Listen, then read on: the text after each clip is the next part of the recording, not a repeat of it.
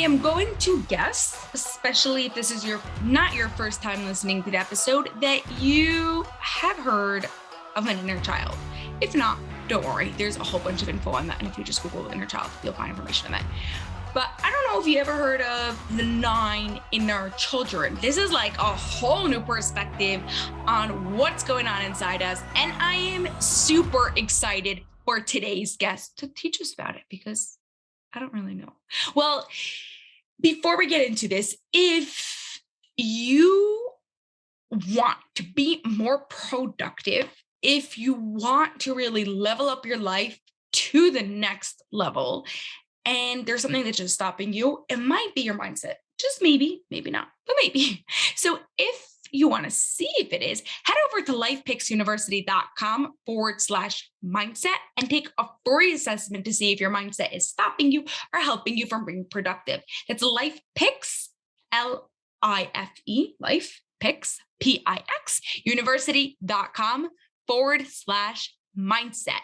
Now, for today's guest, we've got Dr. Eddie, who is a licensed counselor and coach who is certified in treating problematic sexual behavior and the creator of the inner child model for treating sex and porn addiction, these 9 inner children.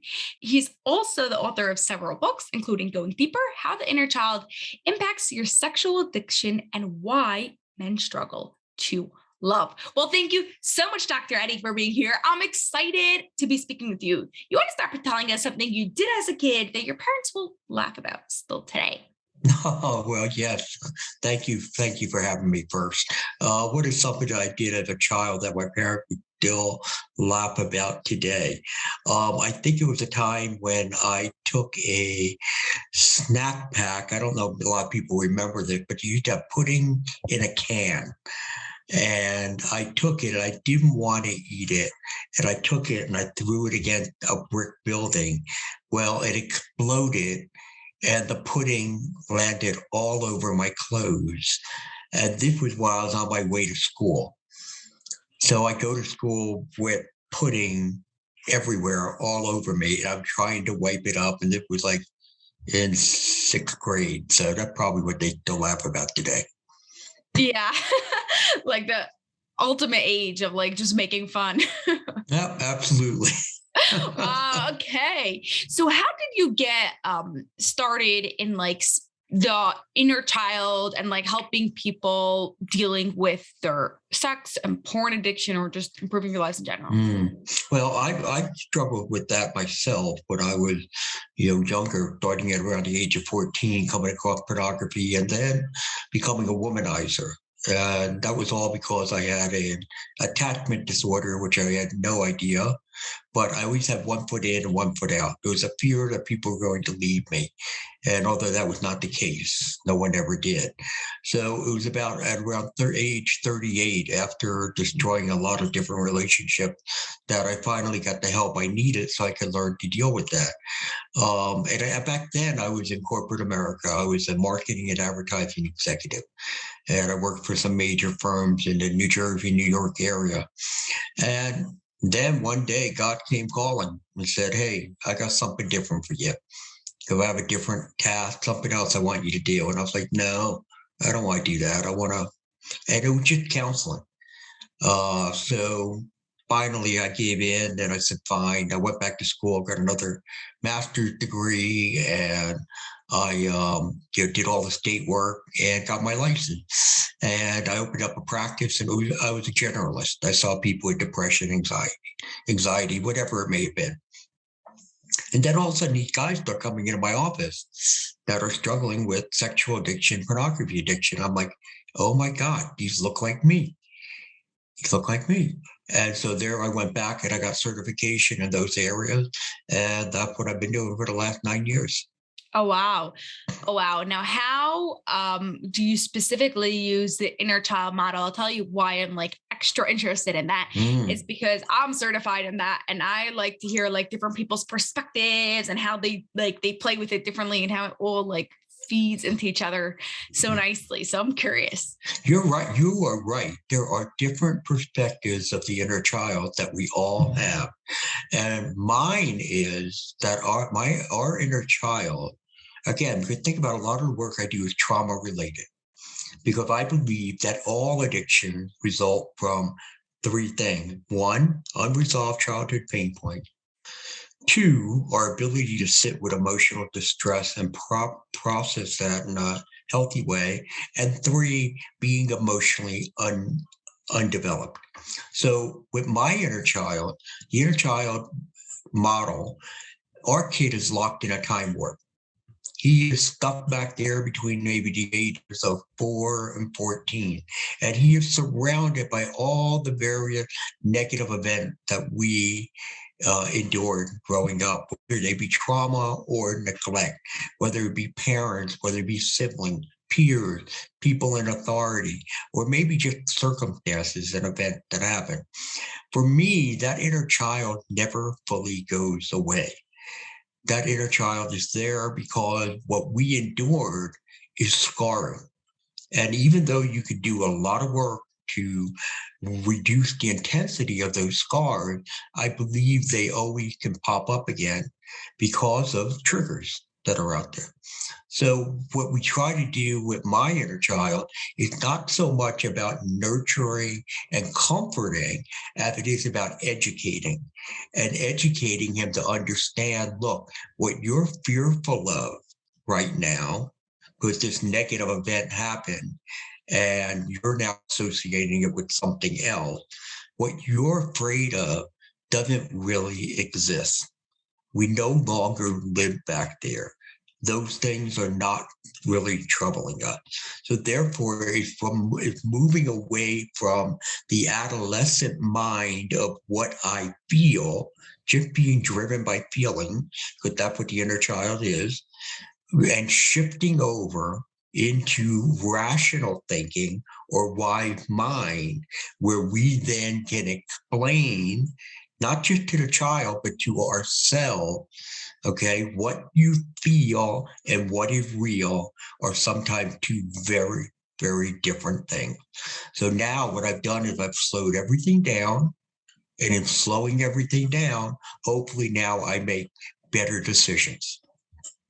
So do you have any special techniques or tips to like help educate the inner child and show what is real and what's not? Yeah. Well, basically, what I did with my model is that I designed 9 inner children. Okay. They all deal with a particular trauma or neglect that people may deal with. For example, the unnoticed child who grew up and nobody really chased him. Nobody was really seeking him out to be a friend. He always had to pursue other people. Spent a lot of time by himself and alone. The unaffirmed child who was constantly either criticized or received little or no in the way of affirmation. And he's looking for that type of affirmation. And as I said, there are 9 children that are developed. And so what we do, I teach my client, once they identify which are the 9 kids that you resonate with, and usually people resonate with anywhere between 4 and 6, then what is the core emotional trigger that activates that particular child? Because that's the real important point. It's not so much the children that you identify with. What are those core emotional triggers that activate that child, that trigger you, that you're not really aware of? So I'm just curious, can we go through the 9? So we have the unnoticed child and the unaffirmative child. We have the unnoticed, we have the unaffirmed, we have the bored child, okay? We have the need for control, entitled child. Now, entitled child is not what you think it is. It's not the child who thinks, oh, I just deserve all of this. The entitled child is more along the lines that life is not fair. I've been looked over. I'm not valued. So therefore, fine, I'm going to go do this. and just go and act out because I deserve that. There is the emotionally voided child. That's the number one kid that most people pick. And it's like, because again, not having a strong emotional IQ, the weak and inferior child, The what? The weak and the what? and inferior child, the stressed child, and the early sexually stimulated and abused child. I think I called all night. Did I say bored? Yeah, you did say all 9. I just did, okay. missed number 8. You said the weak and inferior The child. weak and inferior child and the stressed child. Stress child, and then the early sexually stimulated and or sexually abused child. So those are the 9 that are there. And as you can see, they all seem to deal with various different levels of emotional distress that people deal with on a regular basis. The problem is they don't, a lot of times what we do when we grow up in environments where we're dealing with a lot of pain as kids, if you remember what I said before, we don't have that. If somebody doesn't teach us how to sit with our emotional pain and be able to regulate it and be able to process it in a healthy way, what we're going to do is we're going to say, all right, what do I do with this thing? And the only thing I can really come up with as a kid is I'm not going to think about it. And if I'm not going to think about it, how do I do that? I learn to distract myself. Too much food, too much television, too much fantasy in my head. And then you take that same coping mechanism into your teen years and your adult years. And now what you're doing is you keep running away from any and all emotional distress. And most people find something that they want to run to, which again could be food, could be work, could be exercise, could be sex, could be alcohol, drugs, you name it. There's so many of them today. But it's a way of forgetting. I don't have to think about what I'm going through. And 2, it's a way of self-soothing. I always say everything starts with self-awareness. So identifying these inner children in yourself, for sure, that's the first step. Now, how do we go and educate the child? How do we go and say, like, okay, you're feeling unnoticed or bored or whatever it is, and now right. What you do, what we're supposed to do, okay, because you think about it, in most cases, if I can't sit with emotional discomfort, what I will do is just run away to something else to distract myself. So what we teach people is, 1, we're going to sit with this emotional distress, whatever it is.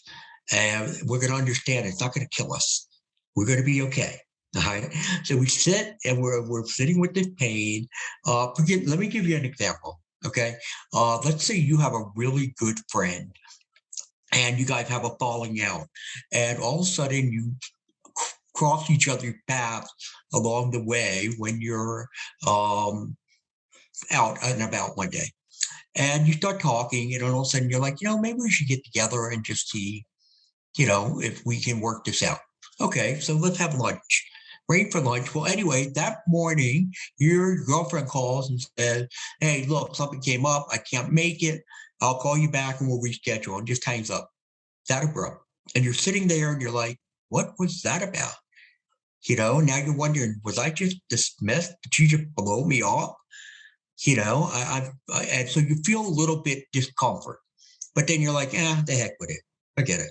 Well, your inner child goes into the storage unit and she pulls out this event when you were about 10 years old and you went down the block to Debbie's house to see if Debbie wanted to come out.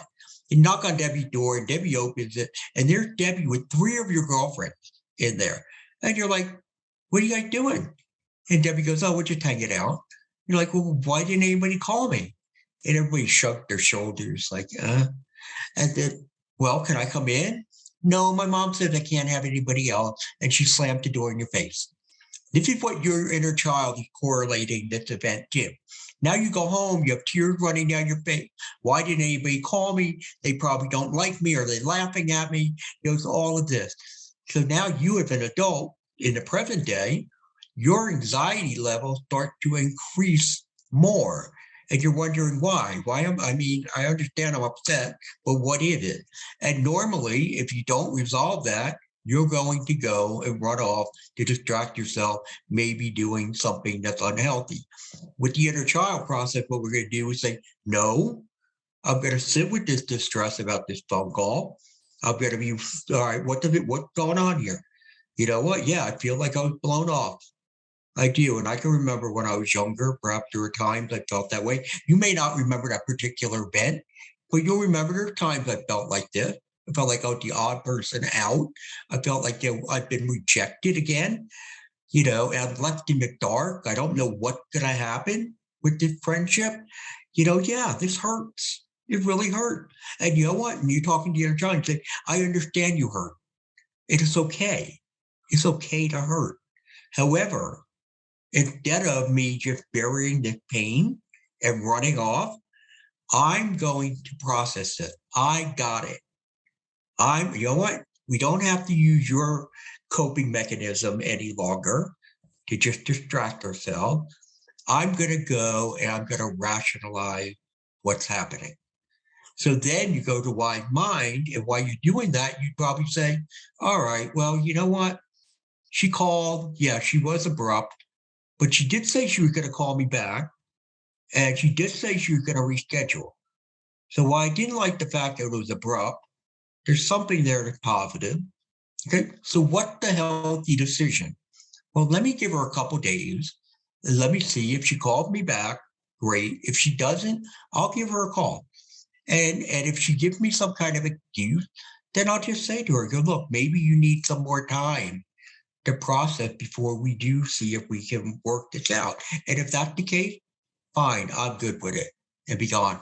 Now, hopefully, your anxiety has dissipated because you've moved away from adolescent thinking of, again, how I feel to wise mind, what is real. Yeah. It's like separating the story and the facts. Like the story is all that emotion that's going on there. And the facts is actually what actually happened. Yeah, she was abrupt, but yeah, she said she's going to call back. Doesn't mean that, yeah. Right. And you know what happens? Sometimes when we're too emotionally charged because of something like that, we lose sight of the facts. And so therefore you may not remember, oh, I will call you back. Or, oh, I will reschedule. All we're thinking about and focusing on is the fact that I feel rejected, I feel dismissed. Oh yeah. No, it's like so much easier said than done. This like takes like lifetime of practice. Is there any way, like any suggestions you have to make it a little bit easier? Well, the easy process become through just what you just said, practice. It because none of it natural for us. Remember, we're running. We want to run away from our painful emotion. So it is strictly through doing the work. I had a client today, in fact, was telling me a quick little story. I'll share it for you briefly. His wife, one of their friends, and their 1-year-old son was in Disney World. And they were taking the bus from park to park. And of course, with a 1-year-old, you got the stroller and you got the bag. So his wife took the baby and the friend, they got off the bus. And so he's pulling out the stroller, getting everything together. And then he looks up and like his wife and the friend and the baby are way ahead of him.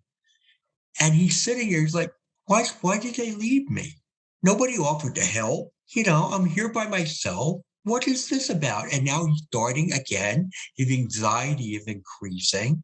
And what he's doing, he's going back to feelings of abandonment. He figured this out as he sat and thought about it a little bit later on, but about the fact of a father who left the marriage when he was about 4, a mother who was a single mom and he was an only child who worked all the time. So therefore, by the age of 6, he was a latchkey kid. So he was coming home, and as you said, I spent lots of time by myself. And just seeing there now, we're supposed to be on a family vacation, supposed to be all together, and they've left me. And so now he's getting to this point where, and with him, he withdraws. So now he finally catches up to them. His wife can see it on his face and said, okay, what's the matter? And he goes, and to his credit, instead of like nothing, he says, well, I'm upset. I'm not exactly sure what it is. Just give me a little time to think about it. And she was like, okay. And that's what he did. And he processed through it. And then he took the kid, sat there with the kid. And yes, it was awful when we were younger. It was terrible feeling being alone all the time. However, let's move to wise mind. We're not alone. They're here. They might have gotten distracted and just started walking away. It's a bit of an accident. Everything's good. We're okay. And then he was able, his anxiety decreased tremendously and was able to go ahead and enjoy the rest of the trip. But it's that practicing over and over again. And a lot of it is about being mindful of how am I doing mentally, emotionally, physically, and spiritually. Am I okay? Have my mood shifted? Do I have a lot of racing thoughts? Is my judgment kind of cloudy today? How I doing physically? My body good? No, I got an ache back here. It's those kind of things to understand that'll allow you to be able to take the time. Because throughout the day, there's probably at least 3 or 4 different things that happen where you could wind up practicing that. Totally, totally. Like literally, it's like daily practice. You could do it so often. What I love about the story you just shared is like how there's nothing extraordinary, regular, simple story, some stuff that happens with like almost every day to all different people. But I really like the way the wife, she like recognized his emotion, gave him that safe space to be able to go and share and talk about it. And then first of all, to notice that he was feeling bad and then to give him the space to be like, okay, yeah, you go process it. You could do what you have to do. So we also have to do that to those around us. Yes, yes, absolutely. We do. We do have to do that. And again, that's about mindfulness. Are you going to be mindful enough to be able to take those kind of steps? Most of us, we have our head down and we're running through life, and we need to make that change. We have to say, no, I need to be aware of what's going on around me. I need to be aware of what my wants and needs are. I need to be aware of what are the wants and needs of those around me also. Yeah, totally. We call that in like the cognitive functions and like how your brain is like thinking and processing. Yeah, looking for the relevant cues. And some people have a much harder time with it, and some people pick it up right away. But we could all work on improving it. Especially thing going back to like that awareness part, that even just like naming and noticing like these 9 inner children will automatically like you'll start noticing it more, but within yourself, and I'm guessing also in other people, right? Like, does it show up differently like when we're noticing it in other people, or could we usually guess what it looks like? Yeah, well, it's very interesting that you bring up that question, because I see that a lot with clients. It's like, not only do I realize which one of my kids have been activated, but then I can start to see the people around me and the way they're acting. And I'm like, oh, okay, that's the entitled child. Okay, that's the need for control child. They start to pick that up themselves, which what that does, one, it improves their attunement with other people, and it helped to improve their interaction with other people versus just sitting there like, what's your problem? What do you get all bent out of shape about? Instead, now it's like, okay, I can empathize with what's going on with you and what happened. Totally, totally. Is there any suggestion besides for like noticing and recognizing that we could do to other people? Like we can't live other people's lives for them and they have to process the emotion themselves. But is there anything we could do to help them? Well, I mean, I think helping them is by sharing what we're learning about ourselves.